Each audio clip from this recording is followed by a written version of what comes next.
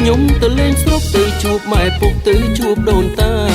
ជុំបិណ្ឌខ្ញុំទៅលេងស្រុកទៅជួបម៉ែពុកទៅជួបដូនតាហើយឆ្លៀតទៅជួបសង្សារហើយឆ្លៀតទៅជួបសង្សារដែលយើងឃ្លាតគ្នាជាយូរខែ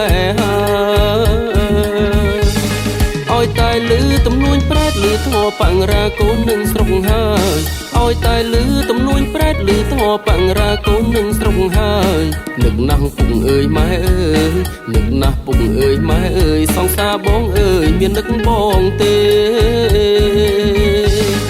សម្រាប់ការងារពេលណាបងនឹងរូតរះប្រញាប់ទៅស្រុកសម្រាប់ការងារពេលណាបងនឹងរូតរះប្រញាប់ទៅស្រុកជំរាបម៉ែពុកជំរាបម៉ែពុកដណ្ដឹងមាសមេរៀបការឆ្នាំក្រោ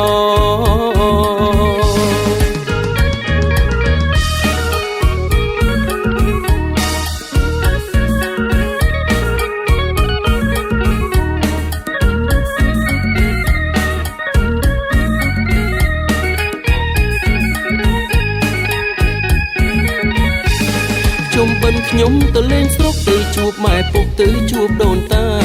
ជុំបិណ្ឌខ្ញុំទៅលេងស្រុកទៅជួបម៉ែពុកទៅជួបដូនតាហើយឆ្លៀតទៅជួបសង្សារហើយឆ្លៀតទៅជួបសង្សារដែលយើងឃ្លាតគ្នាជាយូរខែ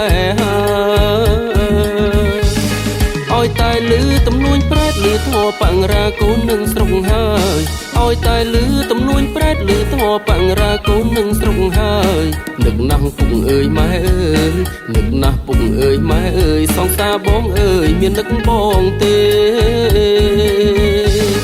សម្រាប់ការងារពេលណាបងនឹងរូតរះប្រញាប់ទៅស្រុក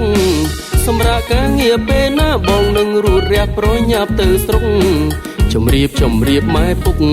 ជំរាបម៉ែពុកដណ្ដឹងមាសមេរៀបការឆ្នាំក្រោយ